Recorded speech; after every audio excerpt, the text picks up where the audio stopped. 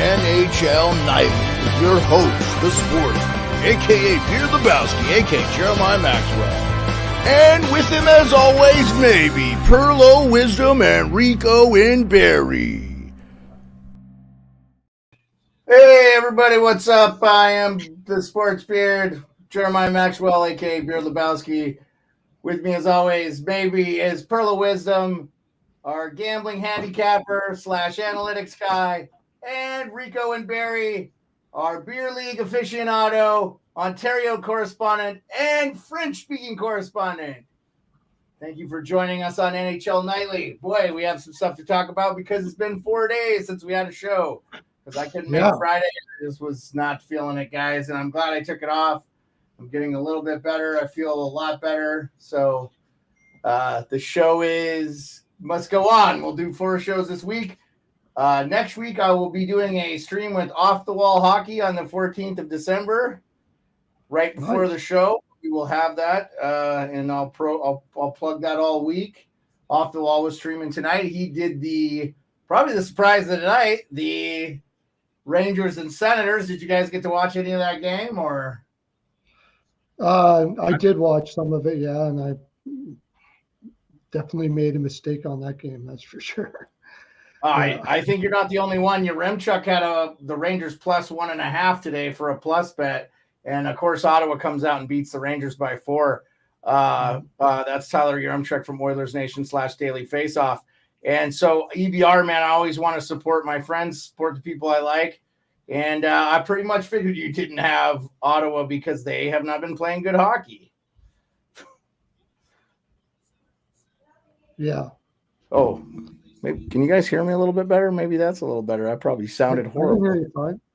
Okay. Yeah. Okay. Yeah. All right. Good. I had the microphone like way back here. I've been moving stuff around. I got a new little plug here thing so I can drop my USB-C in and not have to worry. The way I have this desk is I could unplug one plug and move it anywhere in the house. That was just how we had to set 2 desks up for my wife and me when I was doing college and she was working from home. So real quick, we'll just go through the scores tonight. The Kings were down 3-0, come back and win in overtime against the Blue Jackets. Blue Jackets still a young team trying to learn to win. Don't win this game. They're going to probably be heartbroken. I think if you're a diehard Blue Jackets aficionado, you have a lot of resiliency. Oh, the Islanders the Sharks just tied it up against the Islanders. 4-4. Oh, my gosh. Good thing I just took Islanders team total over. Hey, by the way, the Sharks have not been playing bad hockey. You've been watching them play. As of late, they've been really hanging in there with some teams.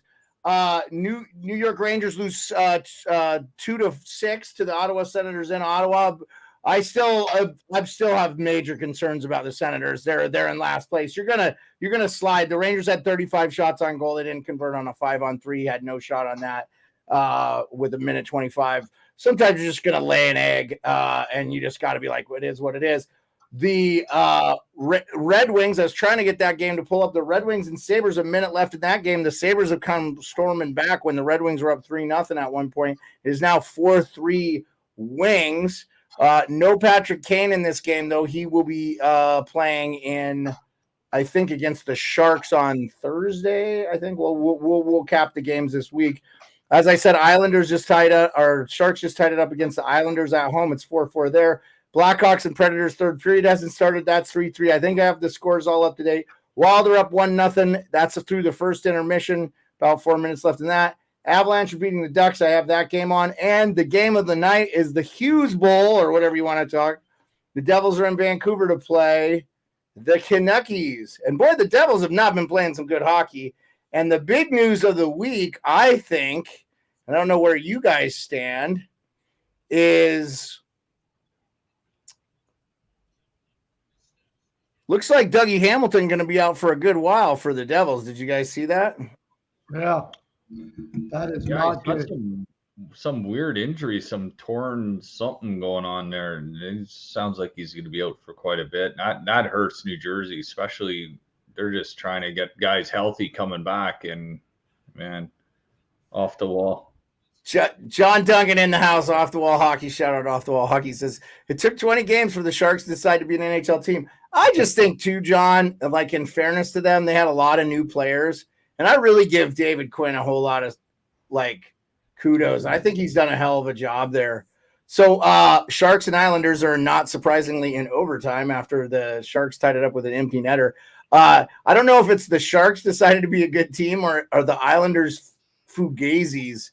And I think it's probably a combination of both tonight, huh, guys? The Islanders have been doing this all year. They can't hold a lead all year long. And if you can't hold a lead against San Jose, I guess you're never going to be able to hold a lead. And the over was a 5.5. I called the over on that game. I even took the draw as well too. I just figured 5.5. These teams, San Jose's actually hasn't been playing too bad lately, and the Islanders have been giving up a shit ton of goals on like years past at Sorokin and that. So it's like, man, this is not your Barry Trotz New York Islanders for sure, Rico.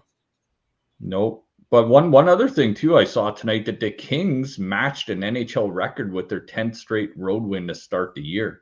Thank you for bringing that up. I wanted to bring right, that up. You're the host. I should have liked No, I love it. No, thank you. I totally forgot about it. I already went through that. I know I need you guys. I need your guys' expertise. Less of me and more of you guys too is always a good thing, in my opinion. I always want to hear from you over myself. I know what my own thoughts are. And it's not, I want to kill my dogs. So they just bark at everything that moves today. It's just been I've just been done with it. So, we lost Pearlo for a second. You're bad with those doggies though. No, they're good dogs. We have a baby, Flynn is a baby, and I associate it with like, if you're in your mid to late 40s, early 50s, and you have a kid, like you have a baby, it's probably not the easiest way to have children. I often say it's probably better to have kids in your early 20s. I can't relate because I didn't have them. I know you're in the same boat as me, Rico. We'll have to bring Pearlo back in because he is a papa and his kids are all grown up. So he had them when he was young and had energy, right? Yeah. So I just feel like if you have a puppy and you're an older person, it's probably a little harder to deal with. Anyway, all hyperbole, by the way. I'm not actually wanting to kill my dogs. Yeah, guys, really from the rest of the season on until I take a little bit of a break in February, I will be doing 4 days a week, Blyflim or whatever, with this NHL Nightly. I feel like it's the best way. It gives us 3 days off. It allows us to watch a little football. I didn't watch a ton of hockey this weekend. I will say the Arizona Coyotes are a wagon, and I'd like to say called it. Yeah, I took AV in that game. It'll be interesting to see if they can hold on here with that very green, very small defense. But they're impressing, that's for sure. Well, rumor mill too is they lost Sean Dursey in that game against the Capitals early in that game. Oh boy. Rumor mill. Ingram is playing fantastic. Yeah. And that's what's funny is we all thought Vejmelka was going to be the guy, right? And it's really been Connor Ingram, 2 shutouts, shut out the Caps in a 6-0 game. Again, I didn't hate the Caps' effort. I just felt like when you give up 5 in the first, and I don't even fault the goalie on like 4 of them. It's like, and it was 2 different goalies because they pulled Kemper after 3. I have a trade proposal for you, Pearlo. I want to. Okay. Darcy Kemper famously grew up an Edmonton Oilers fan. He's not playing great with the Capitals, but he's got a pretty decent contract. And I wonder, like, now it looks like they're trying to move Broberg. I wonder if we get a 3-team trade here with the Capitals, the Columbus Blue Jackets, and the Edmonton Oilers. And you see some players move. Like maybe a Patrick Laine comes to the Caps, and a Darcy Kemper goes to Columbus. They retain a couple mil. Columbus gets Kuznetsov. He's only got 2 years left, and I think he just needs a change of scenery. I think he would actually fit in well. They got a couple of young Russian players on that team. They got Provorov. They could use some veteran leadership just besides Boone Jenner. They really don't have a ton of it on that team. And I actually don't think Kuzi's been playing poorly. He took a couple bad penalties in the game against Anaheim, but they ended up winning, or excuse me, in the game against Vegas. I apologize, as I have the jersey up there. But and then Darcy Kemper gets traded to the Edmonton Oilers, and say Philip Broberg back to Columbus or something to make the money work for Edmonton. They may have to move another piece, maybe Dylan Holloway. He's out now, but that's salary. And so Columbus adds a couple of young guys that are, add some to their depth a little bit, push some of their young guys. Then they've got some decisions to make in the offseason. What do you guys think of that trade proposal? How are the Oilers going to work that in the cap? Well, that's what I'm saying. They'd move Holloway and Broberg. And no. And Columbus would retain a little bit on Kemper because they're getting those young guys from Edmonton, and they're getting Kuznetsov. I think they have room there. Yeah. If I'm Columbus, I'm not getting Kuznetsov. You couldn't. Well, you couldn't the Caps have to move. The Caps have to move Kuznetsov because the Caps are up against the cap. No, I'm saying I'm not taking Kuznetsov unless you're adding. I don't want. No, but you're trading Laine to the Capitals. So Laine, you're getting Laine off the books. Yeah, I'm not trading. I'm not going to take one headache, get rid of one headache, and bring in another one that's probably worse. No way am I doing that. Well, it's really about Edmonton getting Kemper. I'm wondering if you think Kemper. But anyways, Edmonton getting Kemper. Yeah. Especially you got to give up Broberg and Holloway. No. I think. Well, I read today. No way I'm doing that. I read today Edmonton is shopping Broberg. So shopping what? Holloway? No, Broberg. They are shopping Broberg. Yes. Yeah, but they're not gonna take a small amount for him. Like he's gonna bring a return for sure. Is Laine hurt right now, or why wasn't he in the No way Holloway. No way. I don't know what's going on with Laine. If he was out today, I'll have to look at that. He did not play. Drew Doughty with the big blast comeback, 10 in a row. Yeah, Rick, we talked about that a little bit earlier in the show. You missed it, but yeah, what a boon for the Kings to start the season 10-0-0 on the road. Boys, I know Edmonton's went on a 4-game winning streak. Where are they at in the standings? Have you guys looked? They haven't changed. I'm telling you, you can't have the start they had and make the playoffs.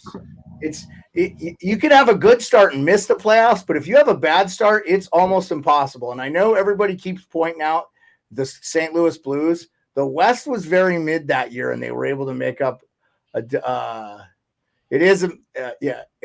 were able to make up. They didn't have to make up that much space. So, oh my God, the Sharks just won it in overtime. Wow. Sharks just came back and won it in overtime. I really regret picking Sorokin this year. He has not been good. Like 6 seconds left, I think. 4.7 seconds left to be exact, wow. Rico. Yep, 4.7 seconds. I think Edmonton can get back and make the playoffs, but I just don't think it's going to matter because they're out in the first round. They're not. It's going to be a wild card spot, and they ain't beating Vegas. Yeah, I don't see them beating anybody. LA, no. LA, Vegas, Dallas. Did you see what Dallas put a snowman up on Tampa Bay, and then Tampa Bay comes back and beats them 4-1. I agree with you, Rick. I think LA is better than Colorado too. I have not really liked Colorado. I know they keep getting picked as the elite of the elites. They've lost some bad games. Sorry, Salty. Oh, darkness is loving the darkness is loving the Islanders losing to the San Jose Sharks. Look, guys, the San Jose Sharks have beaten some good teams this year.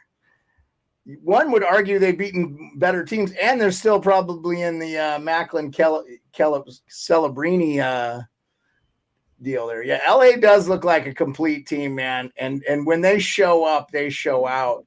I really like the Rangers too. I know they lost tonight 6-2 against Ottawa, but what are you guys' thoughts? I had Ottawa to win this game. I know the Rangers' third game in 4 nights. I think it was a spot for Ottawa tonight to just come out, and I had Ottawa to win tonight. I never thought the Rangers. I just for the money, Ottawa at home. It was a tough spot for New York in my opinion. So I'm glad I took Ottawa to win that tonight. That was a nice pick. Nice pick. It was just one of those spots for the Rangers going into Ottawa. Ottawa was just coming off a win against the Kraken and just figured they could just try to get something going a little bit there. Yeah. Has the puck dropped for the Vancouver Canucks game? Yeah. It has? Mm-hmm. Why is that not? Oh, there it is. Okay. Yeah, it's an NHL Network game. I don't want to go off on another rant, but how does the NHL make it so difficult for their fans to watch their sport? The fact that I can't watch this game just bothers the bejesus out of me. Sports urge.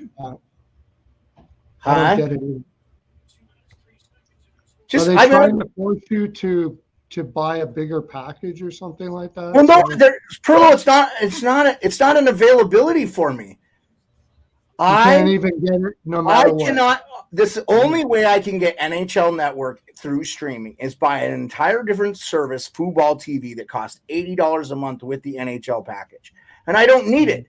I already have Hulu Live.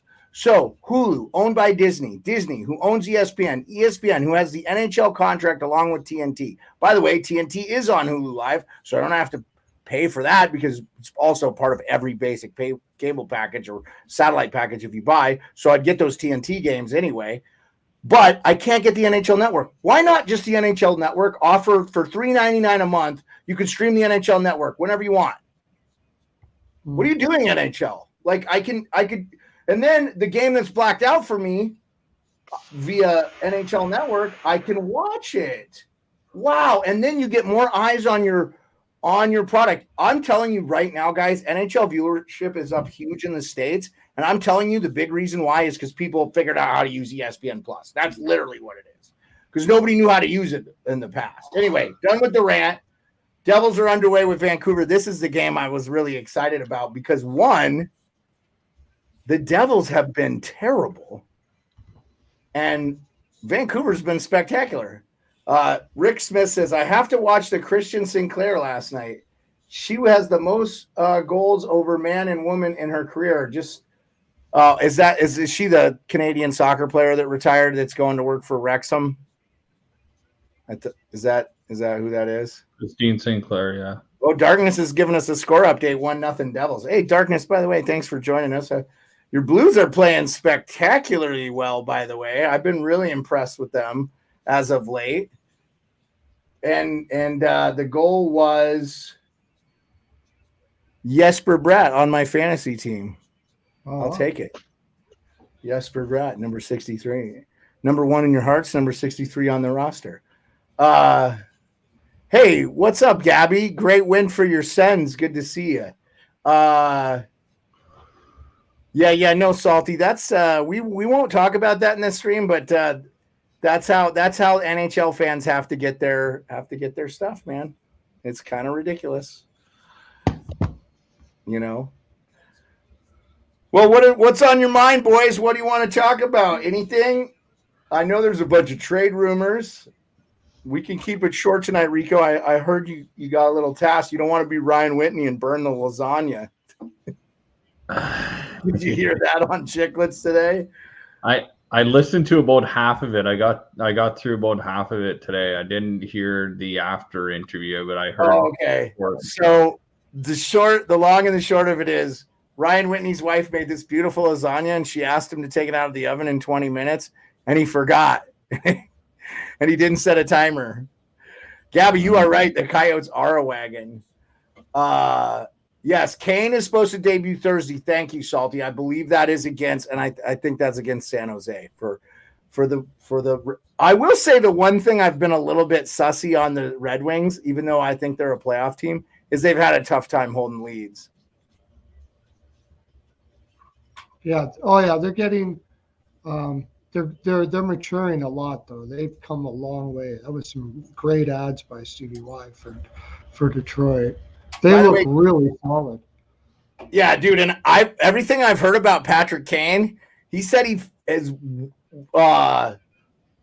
feels better than he's felt in the last 3 years. He said the last 2 years he could barely skate, and he put up pretty good numbers 2 years ago.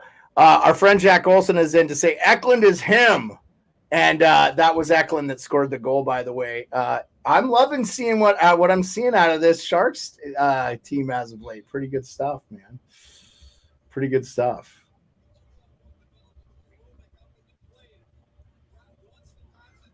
Anything you guys want to talk about specifically while I update the scoreboard here? Well, I like the way Detroit's playing. I watched that game tonight. Detroit came out firing, man. That Larkin, Raymond, I think me and Pearlo got the Raymond assist prop that banged off right on the first goal of the game, and Detroit came out firing. I mean, I don't. It's a bit of a testament to Detroit, but it's also a testament to Buffalo too, man. Like these guys look lost out there. It seems, man. Sure, they came back a little bit too, but I'm concerned about that team. I know Tage Thompson was back tonight, but he wasn't exactly lighting up the year before he got injured either. So, no, he's had a rough start. I think for sure. I'm with you on that. I agree with you, though. Buffalo looks lost a lot. It's like, I think that what the system he has, I think is too complex. They're not getting it. They're not grasping it. In fact, they look far away from grasping it. It's a weird system. It's very fluid system. You got to take risks. It seems like it's very scientific for a young team like this. I don't know. Doesn't look good. Well, did you also see Dylan? They're not getting it. Sorry, Pearl. I didn't mean to cut you off there. Did you see? No, I'm just saying it doesn't look like they're getting it. That's all. Did you see Dylan Cousins' comments too about them? I'll pull them up because I don't want to get them wrong here. He had some comments about the team's toughness, and I'll get them for you. He goes,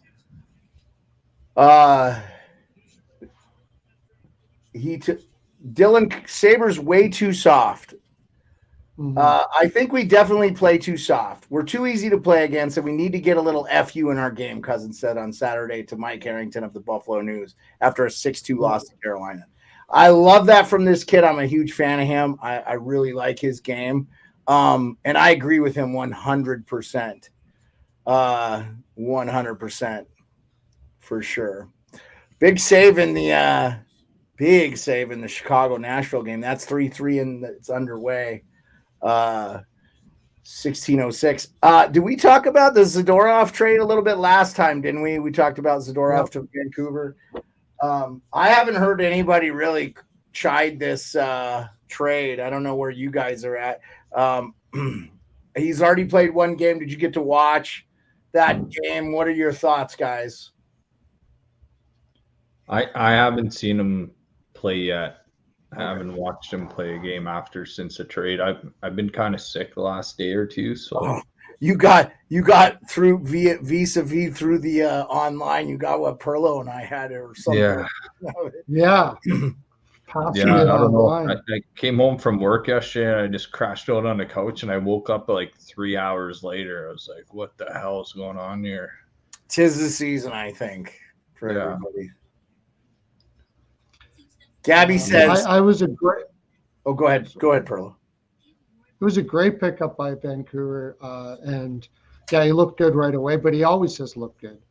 It was a really big loss. Calgary, I think, is not going to win too many games here. They all know that that it's all crumbling down around them, that there's going to be some big changes. It's hard to play hard in that situation.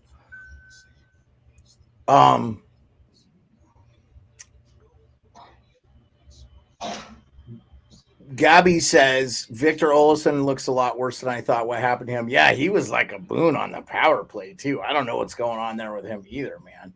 I'm never a physical guy or anything, but one of those like Sprong type guys where you get some goals from him.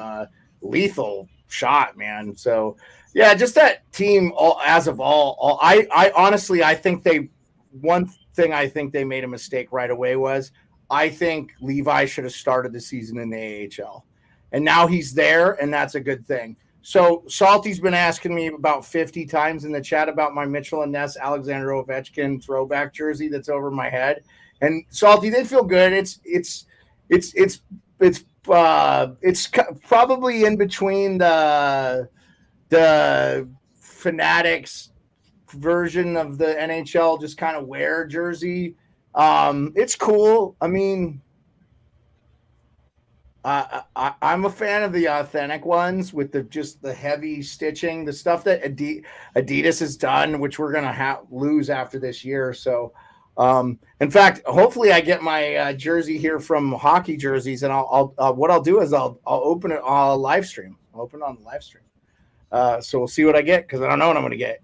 And they've sent me 2 Jonathan Toews jerseys, so hopefully that doesn't happen. I let them know. So. I think the wild card case in the West is Arizona, St. Louis, Nashville, and Minnesota. Speaking of Minnesota, while we were having this conversation, they jumped up 3-1 in their game. They are a wagon now with the coaching change, and sometimes it just helps. I think everybody loved Dean Evison. It sounds like the players loved him, but sometimes you just need it. And really, everybody knows. Oh, Vancouver just scored, by the way. Everybody knows Minnesota's problem was their goaltending. They were getting not good goaltending from Gustafsson and not good goaltending from Marc-Andre Fleury. That's literally what was happening. You know what I'm saying? Yeah, I think Evison was grinding on some of the younger players. Boldy did not look really good this year and not very confident. And I just got this feeling that he was beating himself up, and Evison really wasn't helping that along. He's not that type of guy. And I just think it started. He's kind of like Lavi there. He's one of those guys. I think he's going to be like a 2-3 year coach for you, and after that, it starts to get old. Yeah, from what I heard, he wasn't like a disciplinarian coach. He was actually a player's coach. But I also think sometimes you'd need a coach to be a little bit of hard ass on you. Like, interesting to hear Del Zotto today talk just glowingly about Tortorella, even though I think a lot of players that have played good. And I love what Del Zotto said about Tortorella. He says, it doesn't matter if you're making $8 million or $800,000. If you're playing your ass off and you're going to be the best for the team in the lineup, you're playing. And that's what I love about John Tortorella too. He doesn't give a shit what you make. He's going to play the guy who's playing the best hockey. It's not a political thing. It's a hockey thing. And, maybe Evison just couldn't reach Boldy, but I know Boldy's been going off, and I don't know. I have him on my fantasy last year. I had him. But Kaprizov's so it's funny you should mention that. Kaprizov scores his 8th tonight. Boldy scores his 4th. I think Boldy's had 3 goals since the coaching change. So I'm wondering if and you'd be a smart guy if you're a John Hines and you're out there scouting teams that you think might be looking for new teams, and you're looking at maybe where you could come in and adjust. Oh, Devils scored again. So it's 2-1. By the way, that was JT Miller that scored for the Vancouver Canucks. It was Eric Holla. JT Miller has 14 goals on the season. I considered Holla. I did too, because I think he's bumped up to the first line with Jack Hughes tonight. Yeah. Well, this is this game is infinitely more important for the one, for bragging rights for Luke and Jack to hold over Quinn, who Quinn has definitely been the best of the Hughes brothers this year without question. And I think, guys, the Devils, it's not being said, but I heard it on Chicklets today, but they miss Andrew Brunette, who's actually done a pretty good job in Nashville this year. And I heard he was the connecting piece for a lot of the things. So I have to think that the Devils need to start winning and need to start winning quick. We'll flash the standings up here. What are your thoughts? I just like this spot for New Jersey. They haven't played since Friday. I know Vancouver is on a bit of a homestand here, but I think the Devils want to get the road trip started off right. So they're gonna have their legs tonight. Yeah, it was just a question if the goaltending was going to hold up. That's why I liked it over here. But the over is definitely the play. Yeah, I like the over. That was my favorite play of this game. I just saw lots of goals. I can't trust. Is it Vanacek in too? Like, there's no way I can take any team with him in. I don't think. That would be the. He's just not very good. I can't. So I didn't really take anything. I just like the over. I think there's going to be lots of goals back and forth, and looks like that's what's happening. The total's 8.5, and the Devils are. It is Vanacek. Heavily favored to win. It's Vanacek, yeah, and without Hamilton in the lineup for the Devils, they're very young back there, so it's going to be a lot of goals. By the way, that pass in the corner from Jack Hughes onto Holla's stick, I would have scored that goal. What a nice pass. What a nice pass. Dude. I mean, that is the real skill in the NHL, right? The passing to the guy. A lot of people can shoot the puck, but to be able to sauce a pass like over two defenseman sticks from the corner and just put it on a guy's stick right in the slot right there by the goalie and just all he's got to do is just like throw it over his pad. Yeah. Right now, Kane's amazing. Was amazing at that. Kane, he was incredible that way. Hey, by the way, when does Edmonton play again? It feels like they've had a week off. Yeah, they must be playing tomorrow. I'll look. We'll preview tomorrow's games here real quick, and then I know Rico said it sounded like you may have had to go, Rico, before we started the show. You couldn't do a late show tonight, so. No, I'm good, man. Okay. Well, then I won't worry about the time of the show tonight. Then we'll just enjoy the games. I agree with our friend Salty. There's been a lot of fun games. Some nights you just have those games where there's a ton of blowouts and stuff. Oilers play tomorrow on TNT from Darkness. Okay. Against Carolina. Wow. Yep. That's interesting. They got worked the last time they played them, so we'll see how that goes. And Carolina, though, they've just been kind of hot and cold for me every other game. Okay. We'll see in just a second here. I'm going to leave the screen on. Yeah. I just think right now in the NHL, any team can beat any team on any given day, with the exception of a few. And even then, like Vegas has laid a couple of eggs. Capitals beat Vegas 3-0 in Washington. And then, of course, we have never won a game. Do you know that we have never won a regular season game at T-Mobile Arena ever? But we won the Stanley Cup there, so I'll take it. If we never win a game there, I will never care. I will never care. Yeah. So, I should share the stream, since we're live. Let me do that real quick while we're waiting for Rico and I don't know if it's gonna get there. Hey, by the way, shout out RA who was filming and shouted me out a couple of times in the live stream of his. Appreciate Brian McGonigal. If you guys don't know, Rear Admiral from Spittin' Chicklets follows me, and I always feel like my hockey career is taking off here a little bit. Like we're on the cusp. And sorry. I always feel like sorry about that. Didn't mean to do that double feed there. That probably sounded terrible. But anyway, I really appreciate him. Yeah, Salty. It's so funny.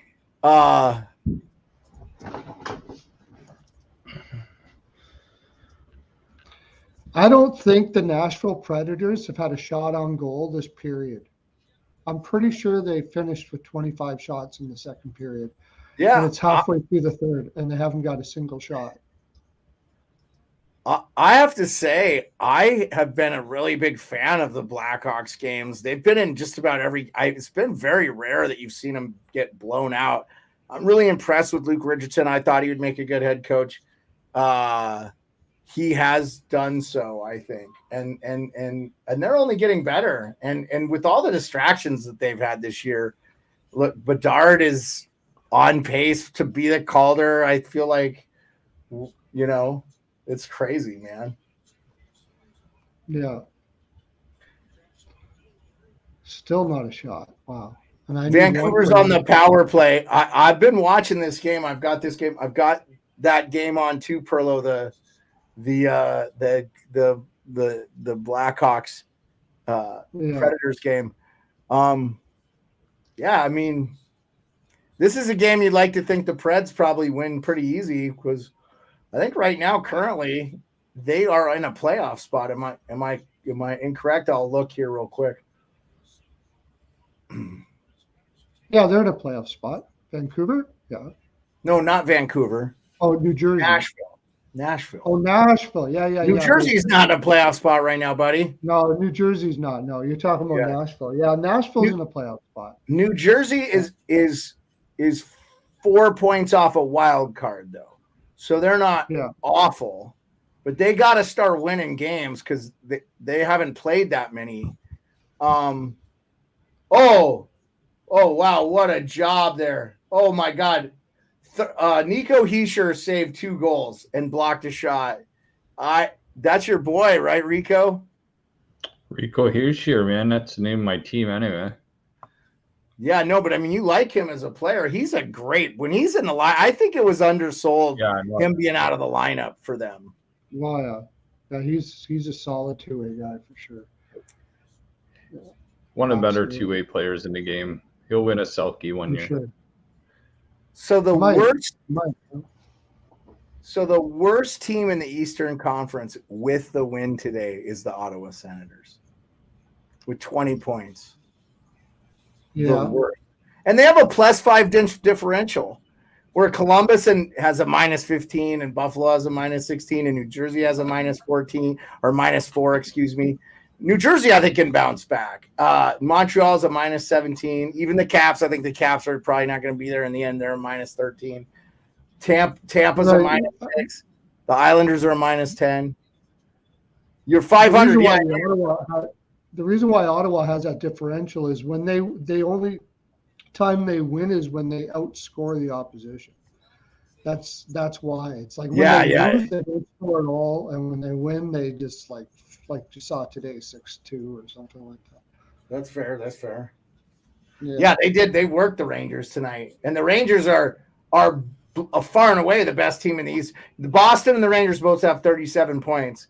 But I mean, who are we kidding here? We've watched both these teams play. I trust the Rangers more than I trust Boston. Now, I will say I like Boston's goaltending a little bit better, but that's not really. The Rangers goaltending has been spectacular. Jonathan Quick, I think, has a sub-2 GAA and has been really, really good for the Rangers.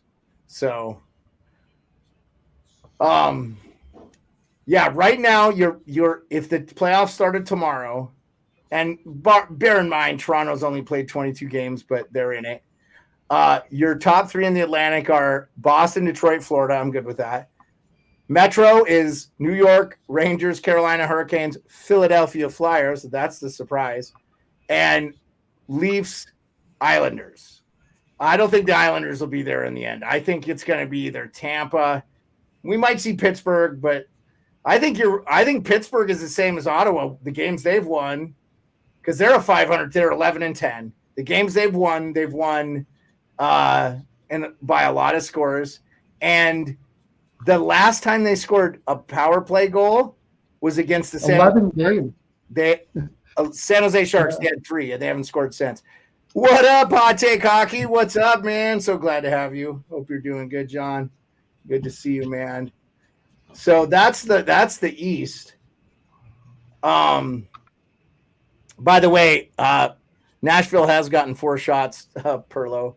So they did get 4 shots. Good. We haven't one of them was Nyquist, because I know Nyquist for sure. In the West, you have the Central is Colorado, Dallas, Winnipeg. I don't think that changes.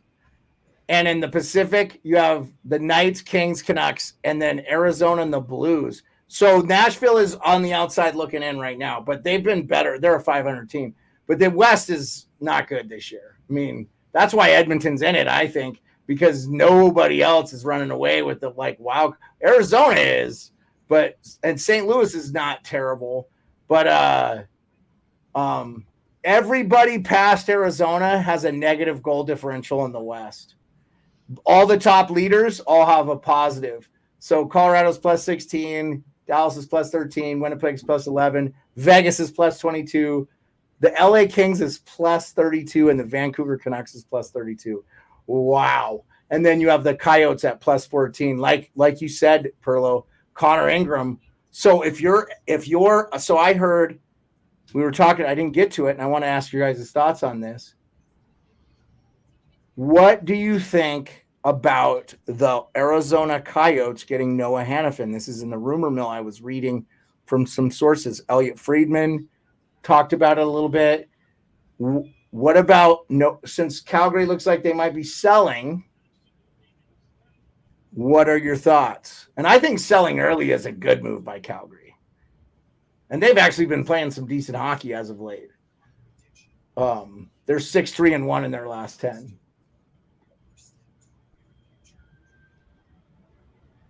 I mean, anytime you can get a Noah Hannafin, you're doing well.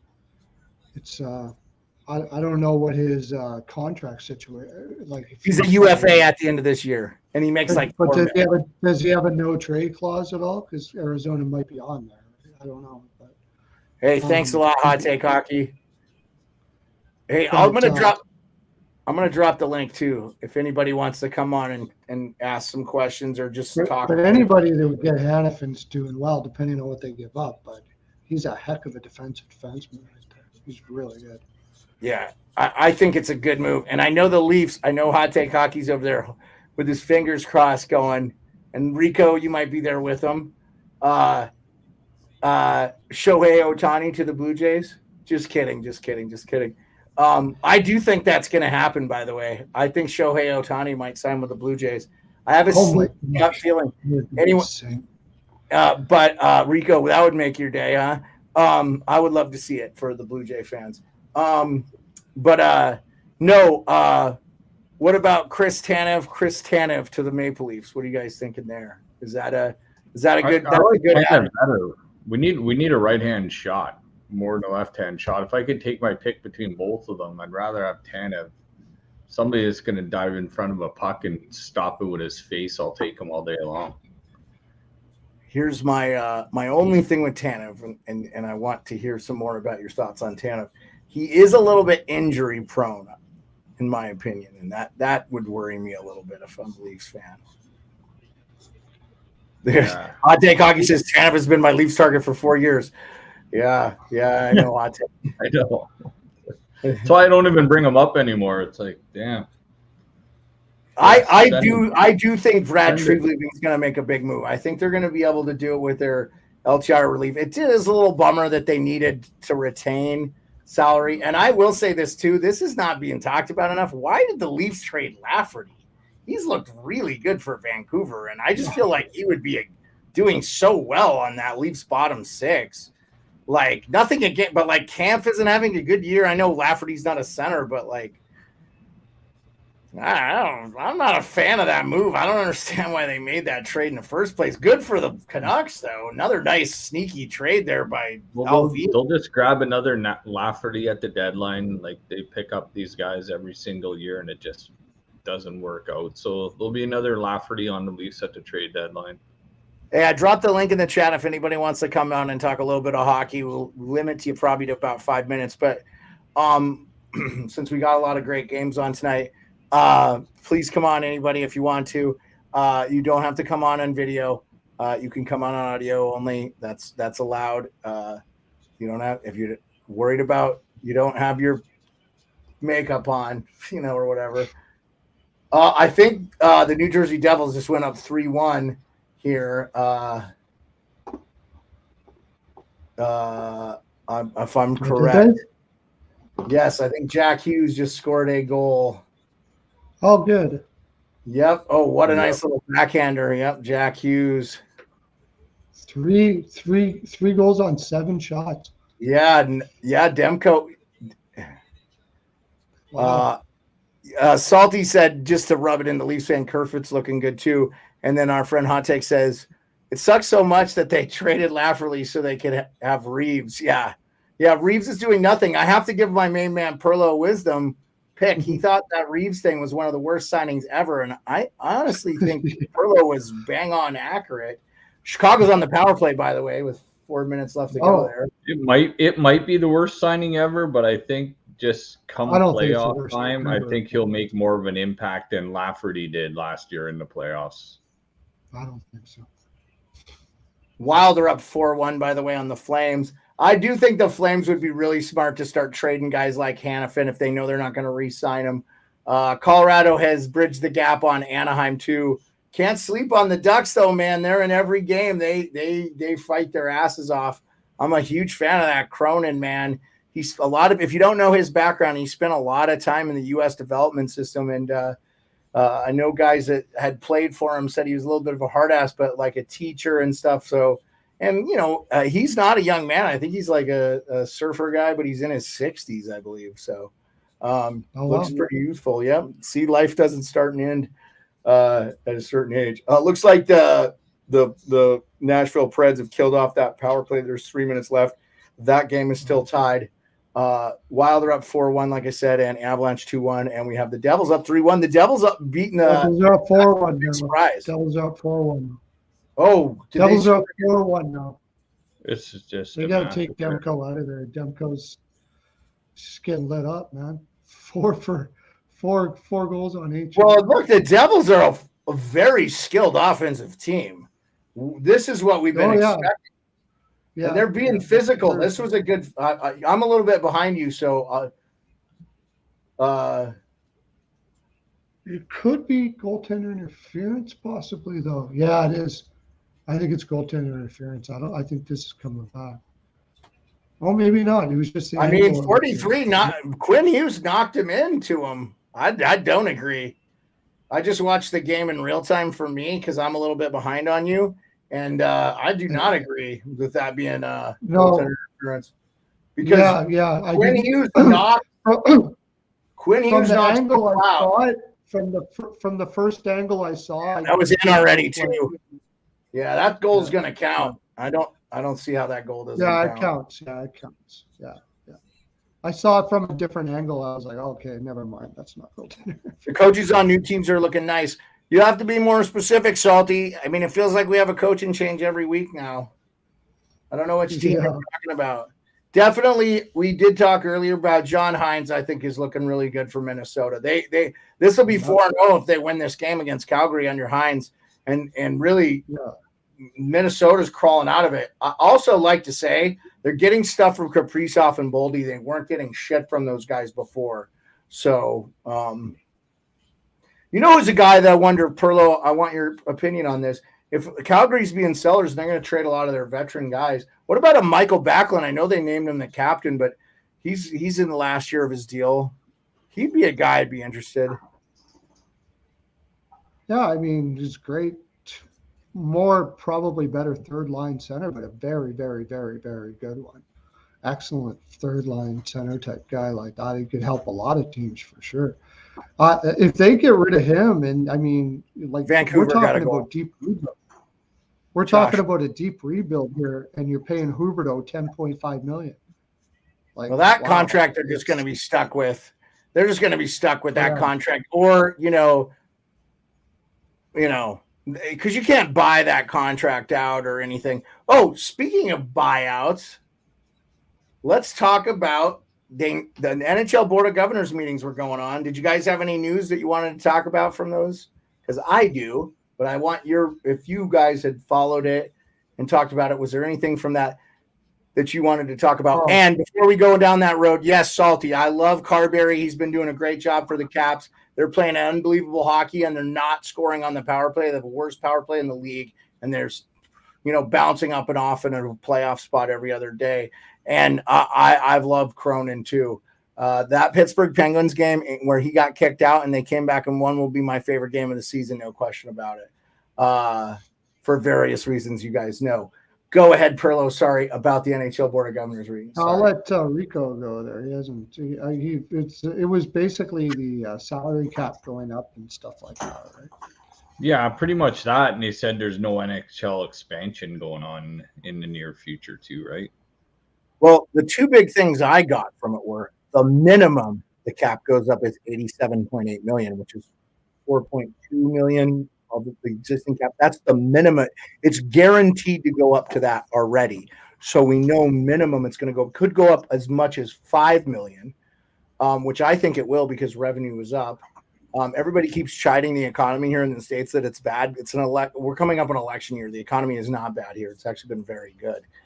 If you look at the real numbers, the rich are getting richer. So I don't know.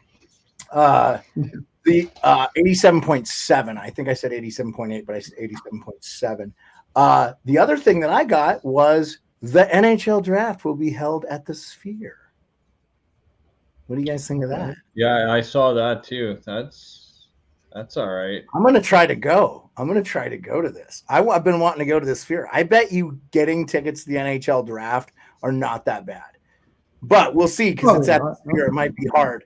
And I don't think it's a super huge seating thing. But anyway, I really want to go. The demand will get driven right up like anything. They'll put the tickets out and just see what the demand's going to be like and just sell them for a certain amount. And then if you just let it slide for a bit, then people won't be paying $800,000-$900,000 to get a seat at the draft because it's at the Sphere. So I think you just ride it out a little bit past the first wave of tickets being sold, I think.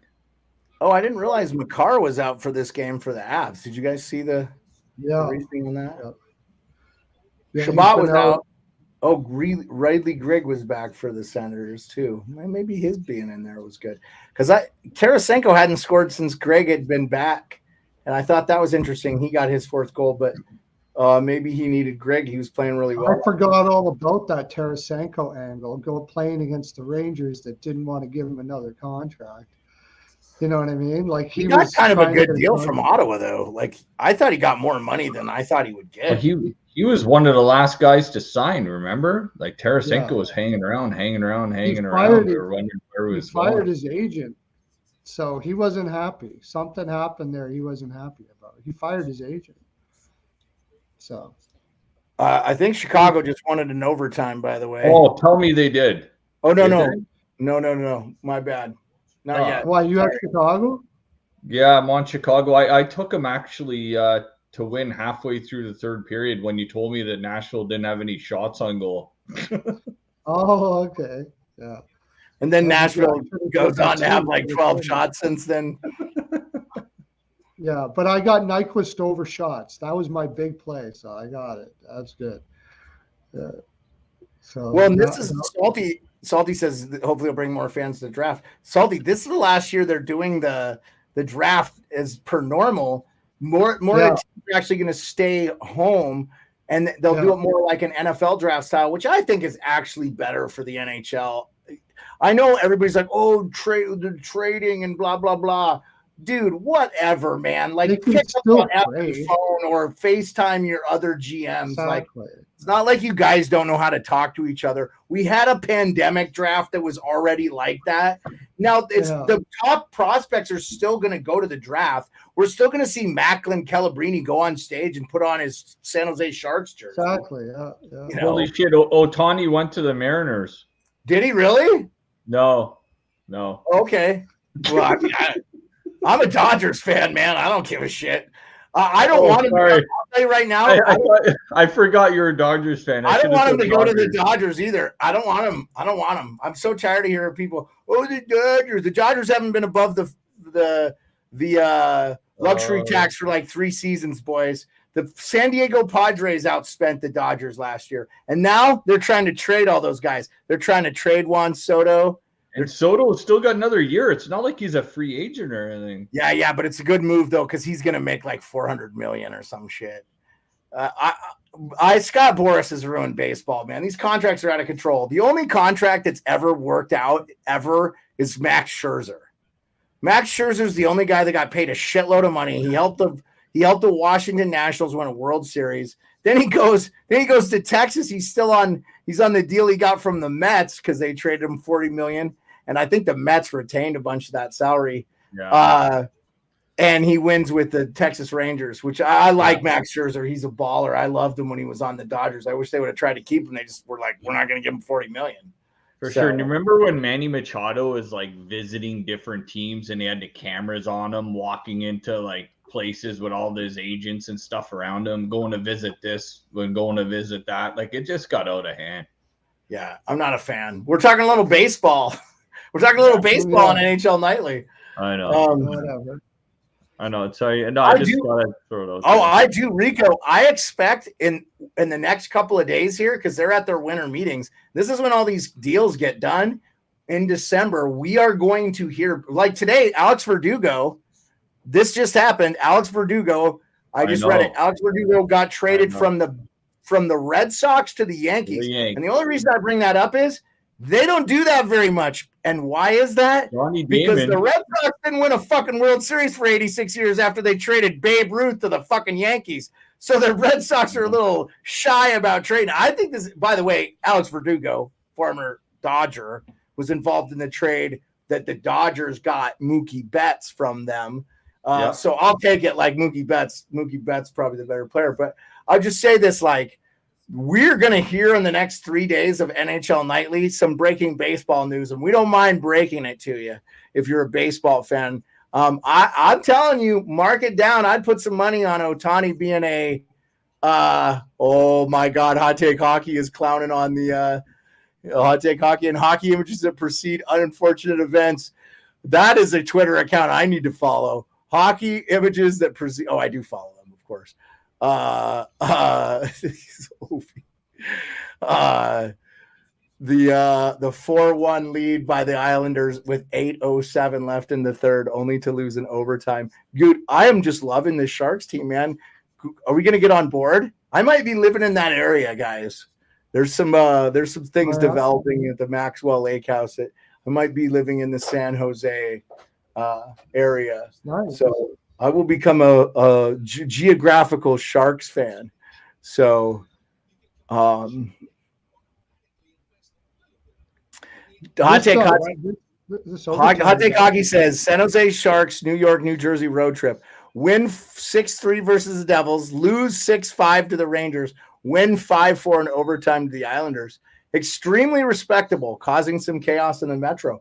Yeah, I mean, and they're just, like we said, I think on any given night, if you don't show up to play hockey, you're going to get your fucking head caved in by anybody.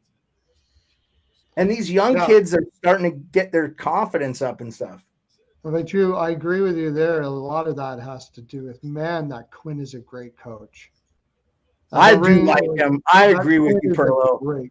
I'm a big fan of him. I thought he kind of got railroaded in New York. I think. I agree. Yeah, I agree. He did get railroaded, but it worked out well because he's doing really well with that ragtag bunch there in San Jose. Daniela Bruce says, I know how fast and often the standings have been changing, but it's fun to see even in December, the Let's Go Red Wings second in the Atlantic. Yeah, it is fun to see. Also, plus 20 goal differential. I'm a big fan of that Lalonde. Speaking of coaches we like, big fan of Derek Lalonde. Looks like we're going to go to a shootout in Chicago. Just Bedard, just seal it in a shootout. I'll be happy. Since we were talking a little baseball, I'm going to give Salty the floor. He says, I kind of hate when a player opts in baseball. Everybody gone after one season with the team. I don't know what you mean there. I think when they opt in, usually it means they've underperformed their contract. So Salty again says Newsy is cooking. We love Newsy Lalonde here. We're a Newsy Lalonde fan. Went to college with our good buddy Brian McGonigal, a.k.a. R.A., a.k.a. Rear Admiral. Yes, we're all about the Detroit Red Wings. It's about time that Detroit's good, too. So, I love the Wings, man. I've been a Wings fan since the early 90s. Actually, 1988 was actually the first year I started loving the Red Wings when they played Boston. They lost in the conference final against the I think I can't remember who went to the final that year against the Oilers. That was like Yzerman's breakout season where he put himself on the map in '88 for Detroit. And that's when Boston played Edmonton in the final, and the lights went out at the Boston Garden, if you remember that year. And they had the fog. I remember the Edmonton beat Boston 4-0 that year. Hey, Yarko, how's it going, man? Welcome to the show, NHL Nightly. If you're just joining us, I am the Sports Beard, aka Beard Lebowski, Jeremiah Maxwell. With me, as always, maybe is Steve Duncan, Pearlo Wisdom in Edmonton, Alberta, our gambling and analytics guy. Also, our casual gambler, Ontario correspondent, French-speaking correspondent, and beer league aficionado, Rico Neron in Barrie, Ontario. J'ai besoin d'un but d'Antoine Beauvillier à soir. Il a besoin d'un but, je pense. Il a prenait un, ben, pas super. I'm telling you, I want to do a whole interview in French one of these days. I dropped the link in the chat if anybody wants to come on, talk a little NHL. Right now we have a couple live games still going on. Wild are up 4-1. That's still in the second intermission. We're in the shootout live with Nashville and the Chicago Blackhawks.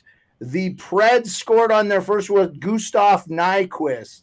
I forgot Gustav Nyquist played. Bedard's going to shoot now for. Oh, Gabby, bon fellow francophone. All right, Gabby's all about it. Gabby is our Ottawa Senators, resident Ottawa Senators. Gabby, comment ça va, Gabby? Salut, mon homme. I love it. Oh, I reside in Anchorage, Alaska, by the way. So if you didn't know that, if I haven't said that 500 Bedard scored, by the way, Rico. Yeah, I think that's – dude, this kid is so good, man. Tyler Johnson missed, though. Oh, what a shot, dude. Oh, is that Saros, too? It's Saros. He just beats him glove low. O'Reilly scores. Nice, though. Back Avalanche up 2-0 with 17 minutes left to go in that over. game. Oh, is it? O'Reilly just iced it? No. Did I think Rico must have lost on he went vague. He vacated the premises. Oh, because he's ahead of me. So Johnson, okay, was saved. So yeah, whoever's up next for Nashville must have potted it. Yeah, Tyler Johnson. Forsberg. So they scored. They went 3 for fucking 3. Excuse me. They went 3 for 3 in the shootout. The Nashville Predators did. Where was this offensive scoring in the third period or overtime? Oh my gosh. Yeah. Oh, what a backhand nastiness from Philip Forsberg. By the way, every time I hear Philip Forsberg's name, it just makes me want to break shit. Thanks a lot, George McPhee. And the Capitals traded Philip Forsberg for Martin Erat. Yeah. Boy, couldn't have used him in 16 or 17 when Pittsburgh got Phil Kessel for a bag of nickels from – we couldn't use that extra scoring. That was Poyle that made that trade, right? No, George McPhee. Poyle has been with the Predators forever. Oh, Poyle made the trade for Nashville. Yes. Poyle hit a home run. Poyle did a great job. George McPhee made the trade. And shortly thereafter was fired. Shortly thereafter was fired. That was the end of his deal there. That was a desperate man and in a desperate situation that knew he was probably going to made the trade. I remember when they made the trade, I was like, wow, that's a lot to give up for Erat. Holy crap. Because he was Forsberg was he should have got another prospect in that deal from Nashville. That was a terrible fucking deal. Can't just get Erat. Like I don't understand. I'm sure George McPhee has heard it from a many Caps fan, which made it poetic justice that George McPhee's first year with the as the general manager of the Vegas Golden Knights, he lost in the Stanley Cup Finals to the Washington Capitals. The hockey gods know. They knew that was a bad trade, and they said, you know what, George? We're going to pay you back with you not winning the Stanley Cup. Because George McPhee wanted to beat the Capitals so bad after they fired him. But, dude, they fired you because you made one of the worst trades in hockey history because you were desperate, man. Like, come on, dude. Meanwhile, Pittsburgh gives up a bag of nickels for Phil Kessel, and he should have won the Conn Smythe. You know who I could see going in a trade from Vancouver is Kuzmenko. I could see them trading him somewhere. Well, they're trying to add some more depth there, and I agree with you because he was a healthy scratch for 2 games, so we'll see. Tomorrow's games, boys, 4. We have a whole 4 to highlight. Let's go ahead and do that. Okay. We've been on for an hour. I'd like to – we can Sounds finish good. up. First game of the night. We have a JT Miller scored a goal, and he's still a -3 tonight after the first period. Is he really? Yeah. I mean, I don't blame him. I mean, sometimes you're just on the ice. I don't blame him for the one pass from Hughes in the corner. He was on the ice. Like, Pearlo, are you a JT Miller fan, Pearlo? I like him. Yeah, I probably should like him more than I do, to tell you the honest truth. I don't know. Something rubs me the wrong way about him, which is probably not fair. But I mean, Avs just went up 3-0. He's come a long way this year. Yeah, he's come a long way this year. He's really been playing well. Logan O'Connor with your goals. How about you, Rico? Are you a fan of JT Miller? It's different, man. The guy's so inconsistent. It seems like he's second in the league in scoring. He's second in the league in scoring right now. He's not inconsistent this year. Yeah. There's just some nights he takes a night off or 2. I think Not this year. Not this year. This year it doesn't seem like it. Yeah. I think Talkett found the combination with him, it seems. I agree.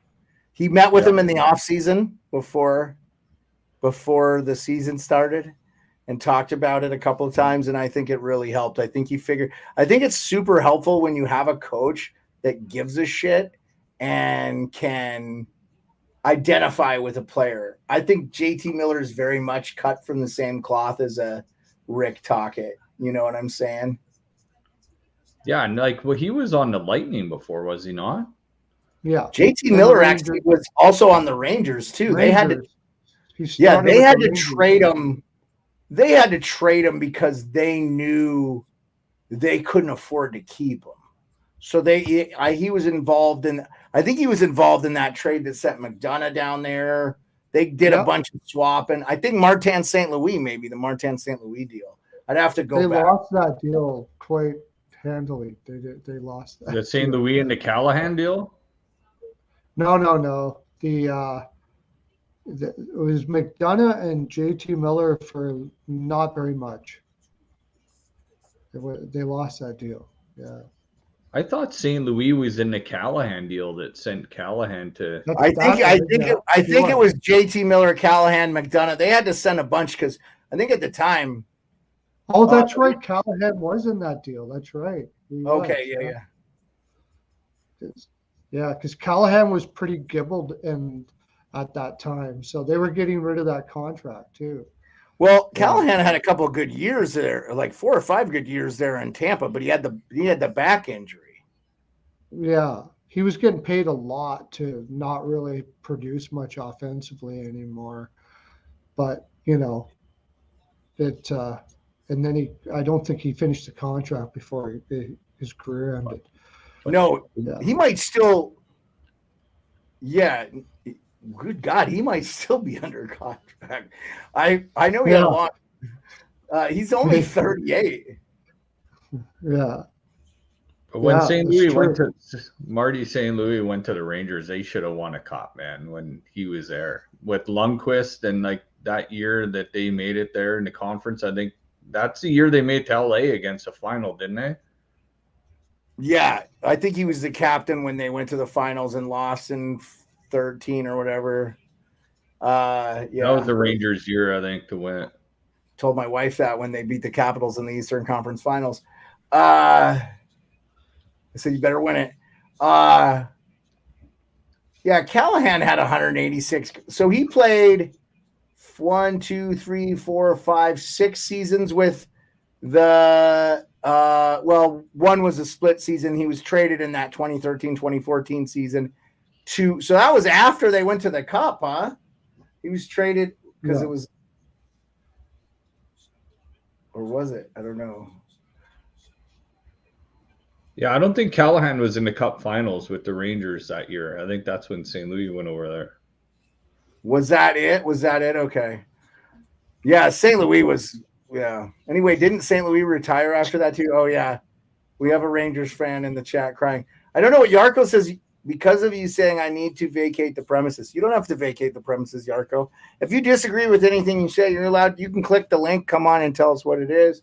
We're not, this isn't an editorial. We're actually always try to be factual. And you'll hear Pearlo and Rico give their opinions, but no one's a hardliner or anything. We're always open to new hockey. If anybody wants to correct us in the chat too, because we're just going off whims sometimes too. I don't have a stat machine in front of me, so and I'm not a history guy when it comes to stuff like that. As Beard quite easily showed me, as I thought that Perry had 3 cups. Oh yeah, we didn't even talk about that. I didn't bring that up. You thought he won 2 Stanley. He goes. Perry has 3 cups. I go, no, he has 1. And he goes, we're both wrong. He has 2. I said, no, you're wrong again. Yeah. He has 1 cup. He won 1 cup. Well, yeah, because I think Perry went to Dallas and then he lost, and then went to Montreal, then he lost, and then Tampa, then he lost or something. Like Perry's been to Stanley Cup finals a lot of times, but he hasn't won many cups. So he lost with Dallas against Tampa. Then he goes to Montreal, loses to Tampa in the bubble. Or the Canadian Division I, which that was the Leafs year. They set the Leafs up so much for that to be in the Cup, and they lose to Montreal. Then he needed Tavares in the head. Yeah, that happened. And then he goes to Tampa finally. If he can't beat him, join him. And Tampa loses in the final. Couldn't happen. Like that's almost like it's one better than Marian Hossa that did the Pittsburgh-Detroit thing, where he went from Pittsburgh to Detroit, and he ended up losing a cup both years. So I have the details of the Martin St. Louis trade. Yeah. It did include Ryan Callahan. It was March 5th, 2014. The New York Rangers acquired Martin St. Louis with $5,625,000 of salary that he made at the time. A second-round pick, Tampa Bay, from 2015, which ended up being Oliver Shillington. By the way, Oliver Shillington was a pretty good player for the Flames when he's healthy. Yeah. And the Tampa Bay Lightning acquired Ryan Callahan, who at the time made $4,275,000, a first-round pick from the Rangers that ended up being Anthony Beauvillier, which they must have traded, a 2015 seventh-round pick that ended up being Zayat Pajian. Don't know what happened to that guy. A 2014 first-round pick that ended up being Joshua Hosang. So they must have moved those picks to the Islanders, because Beauvillier and Hosang were both Islanders picks. So who did Tampa get from the Islanders? I wonder how those ended up working it out. That's interesting. That's per cap friendly. I wanted to get it right because McDonough wasn't involved then. Yeah, and McDonough wasn't in that trade, but I know McDonough and JT Miller. I think McDonough and JT Miller were in the same trade. Let me look that up. Positive of that. Yeah, I'm positive of that. Yeah.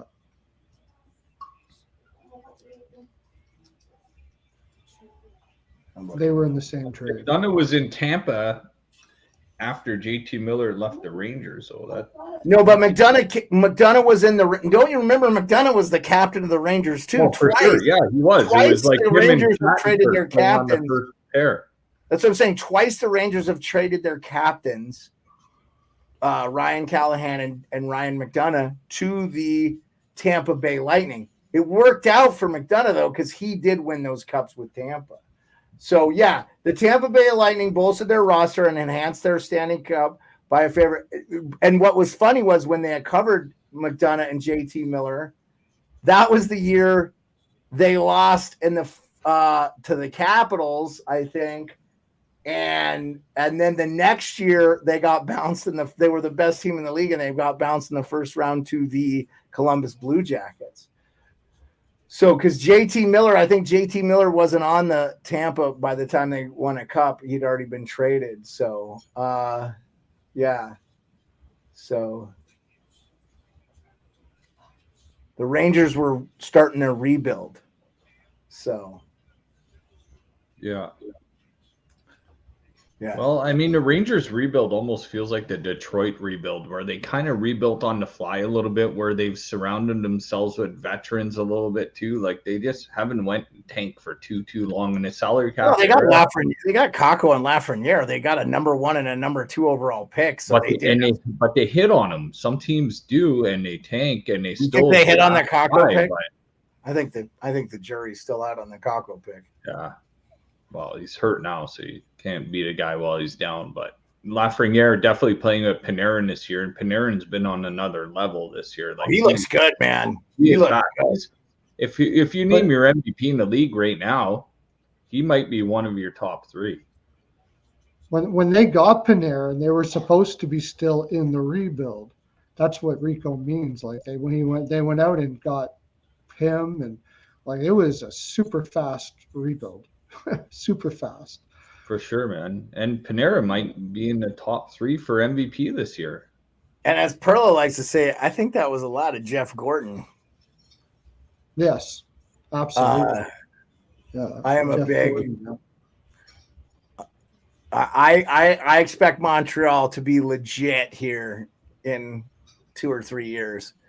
I think in Montreal they can afford to be a little bit more patient too. What about Josh Anderson though? He doesn't produce. He's a good player, but that contract's not going to mean shit after this year, Rico. And then after the next year, I mean that contract's not going to be a tough. They'll be able to move him at a deadline. And some team, he's a guy on a Stanley Cup winning team, like a 3rd or 4th line guy that you don't care. He's making $5 million when the cap is super high.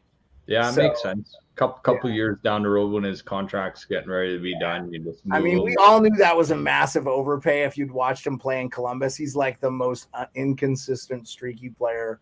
He's just one of those. How many more years does he have on that? I'll look it up here in a minute. Let's go ahead and preview. We better do preview the games, yeah. Yeah, let's preview tomorrow's games. We only have 4 to do, and then I'll look up that, and then we'll wrap it up, and we'll be back tomorrow. So the TNT Max game of the night, they have 2 games. The early game is Dallas versus the Florida Panthers. I love that game. It's in Sunrise.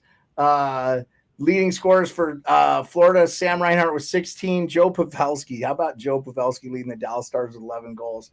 Matthew Tkachuk, 15 assists. Jason Robertson, 14 assists. Bob has 11 wins. Andre has 10. Boy, everybody left the Panthers for dead. They are far from it. The Dallas Stars are actually a road dog, which makes sense because of how well Florida has played. Who do you guys like in that game? That for me, that's a tough call because both teams are rested. They get a day or so between games. It almost feels like a draw game to me. Rico likes the tie. By the way, Carrick I'm a little Ducks. I don't know what it is about Dallas, but it feels like there's something missing in Dallas. Like they're playing well, but I can't even put my finger on it exactly what it is, but something just seems like it's not quite right there in Dallas. I will see how they go as they go on. They're not doing bad. They're very skilled, but I'm going to take Florida there. I'm going to take the home team. I also like Florida. I like Florida, and I'm going to give a goal prop for anybody. Matthew Tkachuk has not scored a lot of goals this year. He has a ton of assists, but I like Matthew Tkachuk to get on the board there. So, yeah, good call. Okay, the second game of the evening, the 2 most head-scratching teams in the NHL right now, the Pittsburgh Penguins are in Tampa, Amalie Arena. How about Nikita Kucherov, the season he's having? He has 16 goals. Crosby has 15. Kucherov has 26 assists. Gensel has 19 assists. Jari with 8 wins and a goal. And Johansson with 8 wins, but we know it's probably going to be Vasi in net. He's going to be probably playing 75% of their games the remainder of the year. Both teams are 11-10.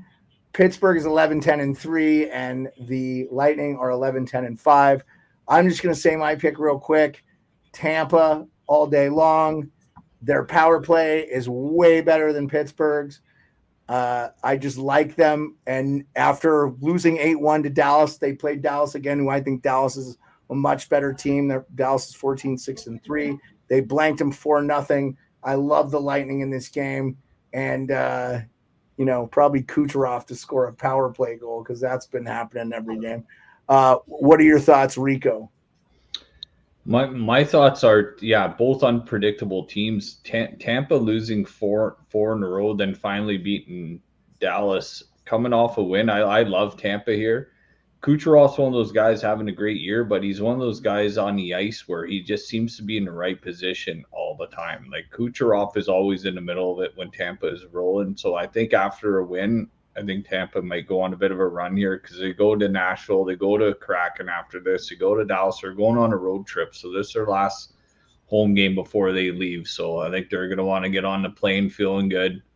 And I think Tampa destroys them here. Love it. We got a scrap in the looks like Leo Carlson and 56. I don't know, boy. I really like this Leo Carlson kid, man. So he do is. I like him. And by the way, not done growing, according to our friend Alex Killorn. Like they had him in the doctor, and he's like, "Yeah, your growth pains aren't even set." So this kid could be like 6'6" by the time it's all said and done. Oh yeah. Josh Manson tripped him. He didn't like it. And so McDermott came up and cross-checked him. I don't know why McDermott's cross-checking him. He got tripped. It was not a dive. Kind of a douchebag move by Curtis McDermott there. That's just a little play-by-play. Sorry, Salty, not a fan of that move by McDermott. Boys, talk about not done growing. What about the line of Leonard, Will Smith, and Perreault in the state of Massachusetts right now? How about those guys on and off the ice right now? Where did Will Smith go? Did San Jose get him? Yeah. They got him. Yeah. And I know where Ryan Leonard went. Can you imagine how much fun those guys are having this year? Three of them to play in the NHL. It was Will Smith, Leonard, and who? And Perreault. And Gabe Perreault. Gabe Perreault. Okay. All three of them. All US guys too. All US guys. Absolutely. Unbelievable. Anyway, Tampa destroys them tomorrow. Yeah, Pearlo, what do you like in this Penguins-Tampa game? Well, I can't trust if you can't beat Philadelphia twice. Like if you lose, I mean, I don't think Pittsburgh's going in there with any confidence at all. And I agree with Rico that Tampa should at least feel confident coming off that win. So I would have to go with Tampa Bay here as well. I don't know if it'll be a blowout because I don't really trust a lot about Tampa Bay as well, but I think they'll probably win the game for sure. Yeah, I will say lose 4 in a row and then you win one. You're not losing the next one. I'll tell you that. Yeah. Not if you're the Lightning. No way. You're not going back. Not if you're playing Pittsburgh right now. You're not, anyways. Well, and I will say this: you want to do a goal prop? I know everybody knows how much I love Pittsburgh, but Sidney Crosby's scoring a goal in every game. It feels like. So, like, you can put a goal prop on Sidney Crosby too. Yeah, you don't get. It's not a very good price on that, though. Here's it. Yeah, well, I'm just saying maybe you package together for a little. Get the under in the Minnesota for a little parlay or something, you know. Yeah, Pittsburgh is a road dog at +114. This is all according to NHL.com. Golden Knights Blues in St. Louis. Golden Knights Blues. That's this Blues team is hard to read. What do you think? Sorry, I was just reading Salty's thing in the chat. They're all going to play at the World Juniors. Can you imagine that line at the World Juniors next year? Wow, dude. I mean, I'm stoked, man. I'm really excited about the future of USA Hockey. I can tell you that much. It's just going to be a nightmare for anybody. It's going to be a shit show. Yeah, I'll be honest with you. As a Caps fan, I hope we fall apart this season. Play great close hockey, but lose a lot of games and get another top 10 pick, because I think that is how you rebuild on the fly. And you know, Maybe Ovi scores 20 goals this year. No big deal. I don't even care. Like, I don't care. If you root for a team, you just want them to be good. By the way, Leo Carlson makes them pay. It is 3-2 Anaheim. Don't go to sleep on this one with 5:49 left to go. I love this Anaheim team. They are definitely – I'm working very hard. I'm going to DM her again. I'm going to try to get Annie O.D., diehard Anaheim Ducks fan, but makes pretty awesome hockey TikTok videos on this show. I got to have her on. I'm a huge fan. And she's loves hockey. We can talk real hockey. She knows hockey, the shit she pulls out. She did a video where she knew the guy's astrological signs. Like you know you're studying hockey if you know what month they're born and shit. I'm a big Wow. I could not do that. I was a big fan of that. So by the way, Anaheim was on a 5-on-3, so they're still on the power play here. So this is interesting. Okay, final game of the night, Hurricanes at Oilers, 14-9-1. The Hurricanes are a road dog. Edmonton's 9-12-1.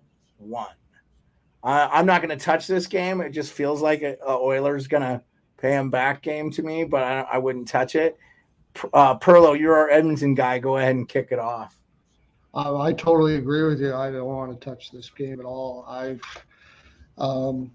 The best I can say is probably over 6.5.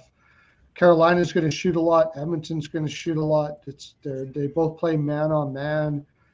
I mean, if Edmonton's got more firepower, Carolina plays the system better. It's going to be an interesting game for sure. Rico Heischer, what do you got, buddy? Yeah, I think you might see a high scoring game here too. I don't know where the hell the Oilers have been, man. They went to the Jets last Thursday, and next Wednesday, which is tomorrow, they're playing the Hurricanes. So maybe they went to some retreat. Maybe they just went to McDavid's house and had a little seance or something. But a little hot tub action. Maybe this is like the time that Edmonton needed between playing their last game, because you don't get many days off like this in an NHL season. So there's a time where Edmonton's just going to start acting like a new team, start playing like a new team, and make a run to get back in a playoff spot. This game here against Carolina, which a lot of people, including myself, had to pick to win the Stanley Cup this year. I think Edmonton better win this game. I'm not going to touch it. If I was, I'll sprinkle her a few bucks on Edmonton to win this one, because it's a must win for Edmonton here coming out of that long break. I mean, Edmonton needs to win 80% of their games, I think. I feel like especially this one coming out of this long break. Yeah. Who knows? They might have all been crossing sauces in McDavid's backyard, sitting around a bonfire for a week with Draisaitl pouring them tequila or whatever. If they're smart, they got the F out. What's the weather like in Edmonton right now, Pearlo? It's probably pretty cold, huh? Maybe they went down to Colorado. No, not really. It's not that bad. But Pearlo, if you had a week off from work, would you stay in Edmonton or would you go to Cabo or something? Oh, well, yeah, of course, exactly. Okay, all right. Yeah, that goes without saying. If I had, they're crossing sauces in Cabo all week.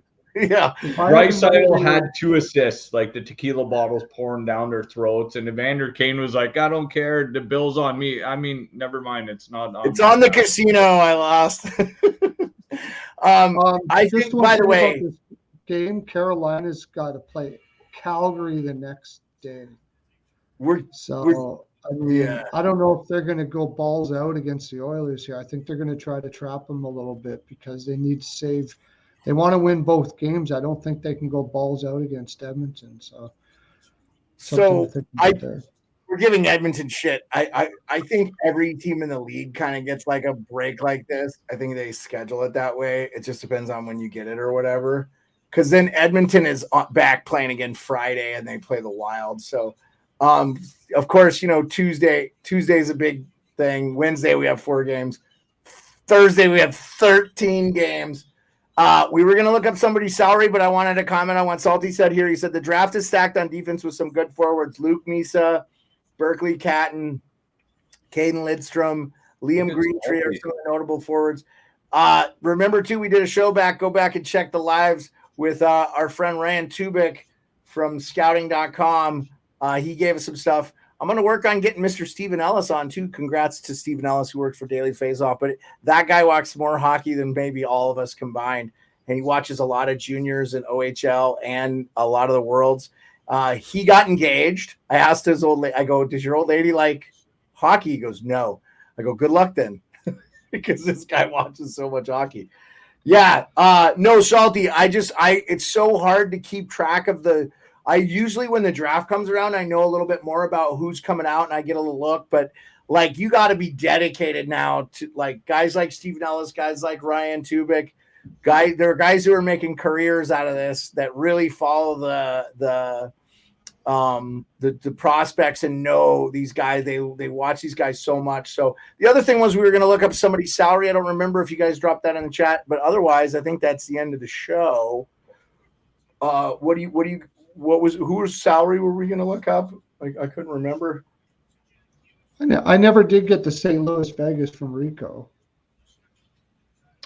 No, he did, didn't you? You know, you kind of cut it off there. I didn't.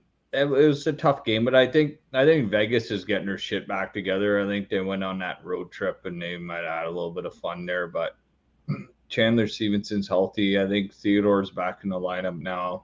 I think Vegas is just going to get their shit back together. Correct me if I'm wrong, too. Vegas is coming off a loss.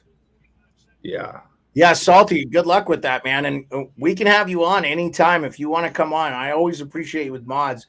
If you're promoting anything, if you're doing anything with, if you're watching young guys playing and you want to come on and talk, I always love hearing from people that are spending a lot of time on the prospects. You don't have to come on screen. You can come on just audio. It's fine.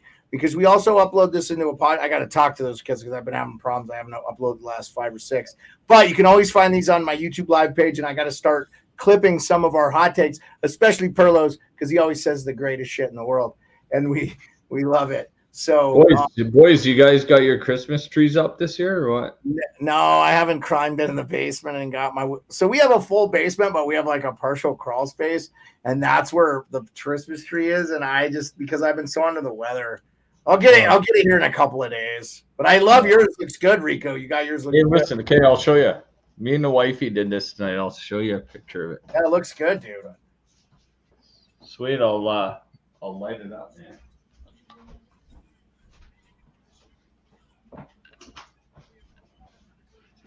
Like it? Yeah, it looks so good, man. You got that beautiful bay window, and I can imagine. Oh, I love it, man. It looks really good. And it looks great. And they like it. Thanks, man. That was me and the wifey tonight. I had the Detroit game on while we were doing it. Salty says, I'm trying to start building my resume and stuff. I might volunteer at the Memorial Cup. Do it, Salty. Nice. Any chance you can do it. That's the way you get started in this business. And just don't be afraid to talk to anybody, man. I went up to Kyle Dubas. I talked to all these guys. I talked to John Cooper in a bar in Tampa Bay, and it was awesome. You just have a conversation. You can have a conversation with these guys, and don't be afraid to go up. And they're people. They put their pants on the same way. So yeah, no, I mean, Salty, I know you're a Michigan guy, which I would love living in Michigan too. What a be great. I'm all about change of venue, especially I will always live in Alaska in some capacity, but I'm getting to the point where I'm like, I don't mind if I'm in a sunny state for 5 or 6 months. So during the winter, yeah. So yeah, just don't be afraid to take risks, man. That's always my thing. And we're just getting started in this podcast, but we will help especially someone like you, Salty, that's come on and help, and you're here every time, and you're my only mod. I would love to have you any friggin' time come on and talk about prospects that you want to. Just DM me and let me know so I can plan accordingly. I'll let Rico and Pearlo know that that's the kind of show we're going to have. Because we won't do as many shows in the summer. We're obviously won't be doing 4 days a week, but we'll definitely do draft stuff, and we'll definitely do free agent stuff. We'll do the check-in once a week or once every other week like we did. So KQ, I really appreciate that, man. Thank you so much. We're working hard to get there and grow. I got to get off my ass and do some other things. So I got to do some other things here. I think that's the show, but we were supposed to look up somebody's salary cap, and I couldn't, or not salary cap, but a player's salary, and I can't remember whose it was. And I said I would do it after we did our picks. Does anybody remember who that was? Well, who was that? I don't remember who it was supposed to be. Sorry, what was it? We were talking about somebody's salary, what their salary cap or salary hit was. And I can't remember. Niederreiter signed an extension with the a 3-year deal. Now it's pretty pricey, but they got to pay up. $4 million? I don't think so. That's not pricey. He's been playing well for them. I think that's a good deal. That's another deal, Pearlo. They're not going to feel that at all. You think that's pricey for him? Yeah, he's a third line one. I mean, he's a great two-way guy. Maybe I'm undervaluing him a tad. Yeah.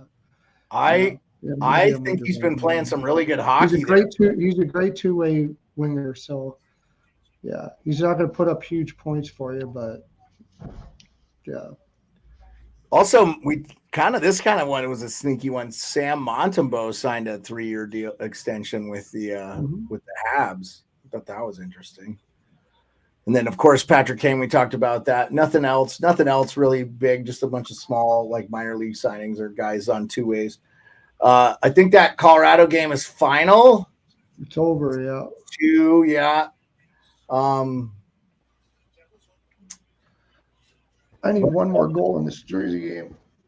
Well, we appreciate all you. We'll be here again tomorrow. You guys have any closing thoughts for everybody?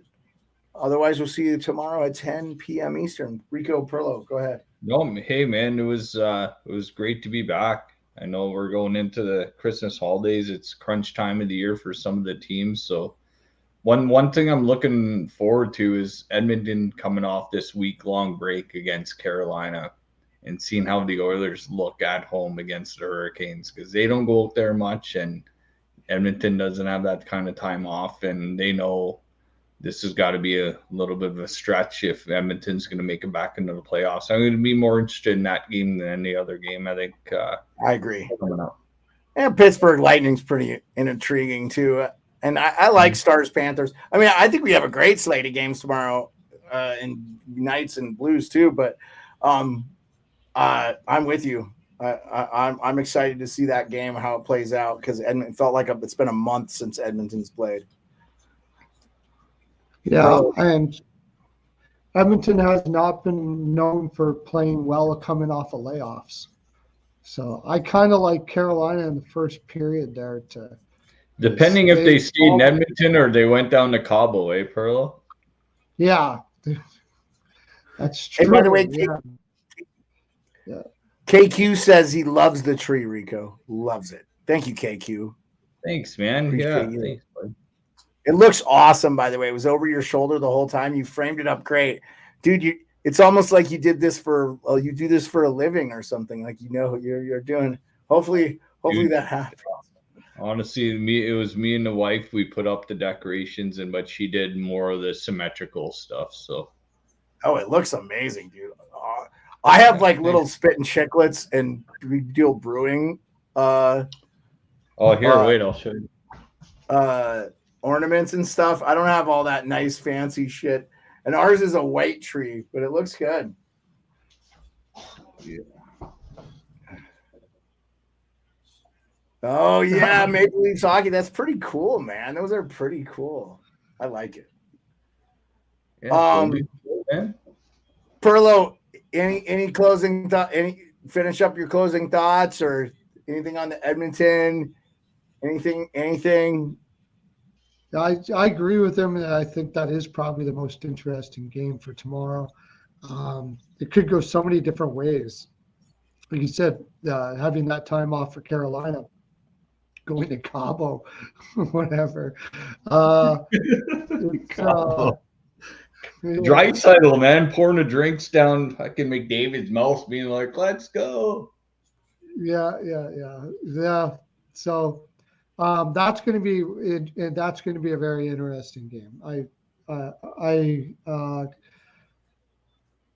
It's so important for Edmonton right now. And how important is it for Carolina to beat Edmonton in that spot? It's going to be close. Probably a draw. You know who their coach is, Pearlo. You know who their coach is. That guy wants to win every game. Yeah, well, it doesn't mean. Yeah, I mean the coach sees things from a different perspective than the player. They've won the Metro how many years in a row? Oh, How many years has Carolina won the Metro in a row? It's just that they got Calgary right after that. So if Edmonton's, I think Edmonton comes flying out in the first. That's what I think. Well, they had a week off. If they don't, it's going to be really interesting, in my opinion. Right? Oh, but then that's right. They did have a week off. Yeah, so, watch out for the Cabo legs. Yeah, they might. Yeah, because I think I said I like Carolina first, but yeah, Edmonton doesn't usually do well off of the long layoff. So it's going to be fun to watch. Fun to watch for sure. Well, we appreciate everybody that came out tonight and dropped stuff in the chat. Off the wall, hot take hockey. We know we do the show late on the East Coast, so those guys are East Coast guys and they have jobs and shit. So just like my main man Rico, I appreciate him always coming on, staying late. So appreciate you guys. We will see you tomorrow, same bat time, same bat channel. Dude, beer. Yeah, Stick it. RA threw it out for you in the Instagram live the other night. I found myself in RA's Instagram live as Q and J when he's in the hotel filming for Shoresy. And all of a sudden he's shouting you out. I'm like, no way, you're in this chat too. I'm like, no way. He's like, yeah, Beard. Yeah, and he doesn't mention too many people's names, man. He just answers people's questions, but he dropped your name a couple times. It's like, yeah, if I'm ever gonna go up to Alaska, I'm definitely gonna hit you up and stuff. So that was wicked, man. That RA showed you out like that. Hey, by the way, right before we're leaving, as if I couldn't feel better about that, the New Jersey Devils scored, I believe, Luke Hughes 5-2. No. 5-2. Yeah, I got Hughes to score a goal, dude. Oh, boys, the Hughes bros went out last night and they said, let's just have a good night of hockey. Yeah, that's Luke Hughes' goal right there, guys. No, I got overshot. Sorry, I got overshot. Well, we almost gone 2 hours tonight, guys. So appreciate everybody. We got another pet. What's the cat's name, Rico? Her name's Zoe. That's my wife's little baby girl. Zoe. Yeah. I shut my dogs out tonight. I was fucking done with them. I needed a break from them, so they weren't allowed in tonight. We'll finish out the period here in Vancouver. It's Vancouver almost turned around and got a goal right away. There's only 20 seconds left in the second period. That'll leave that as the lone game, I believe, right? I think all the other games are final. I believe the Wild's in Calgary right now, winning 5-2. Oh, is that game still on? The Wild tonight too. There's only 49 seconds left in that game, though, so that's over. I'm cashing that bet. Yeah, dude. How about the Wild, man? 4-0 under new head coach John Hines. It's going to be interesting to see. Edmonton's next game after both teams have made coaching changes after this Carolina Hurricanes game is against the Wild. That'll be a real test I'd like to see because, Edmonton beating Carolina doesn't mean anything to me. They need to gain points over Western Conference teams. Those are the games they got to win. So that's the reality. Hey, again, thanks to everybody that showed out. Appreciate you. We'll be back again tomorrow, 10 p.m. Peace.